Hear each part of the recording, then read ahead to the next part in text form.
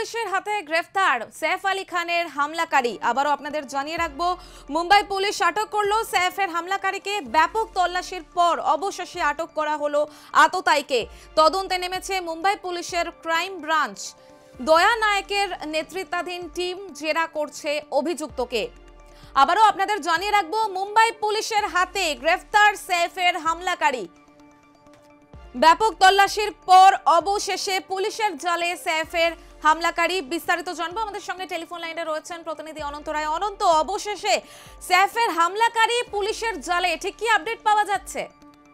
একদমই সমর্পিত। যেটা এই মুহূর্তে সব থেকে বড় খবর সেটা হচ্ছে মুম্বাই পুলিশের ক্রাইম ব্রাঞ্চ আটক করলো আততায়ীকে। এবং যেটা জানা যাচ্ছে যে সিসিটিভি ফুটেজে দেখা যায় যে আততায়ী সেই বান্দ্রার সাইফ আলী খানের বাড়িতে ঢুকে যায় এবং সেখানে তাকে ছুরি মারে, 6টি কোপ মারে এবং 1 কোটি টাকা দাবি করে। চাঞ্চল্যকর তথ্য উঠে এসছে মুম্বাই ক্রাইম ব্রাঞ্চের পুলিশের সূত্র ধরে। এবং এই যে তদন্ত করছেন যিনি, আমরা জানি যে বিখ্যাত তোমার ক্রাইম ব্রাঞ্চের পুলিশ আধিকারিক অর্থাৎ দয়া নায়ক, তিনি কার্যত কানা তল্লাশি শুরু করেন মুম্বাই জুড়ে।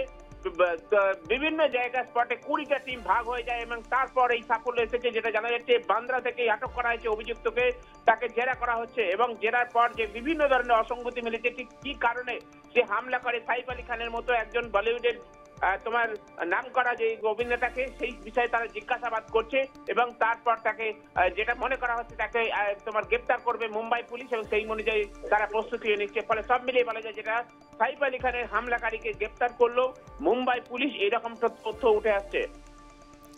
অনন্ত, অনেক ধন্যবাদ তোমাকে। আমাদের সঙ্গে টেলিফোন লাইনে ছিলেন প্রতিনিধি অনন্ত রায়।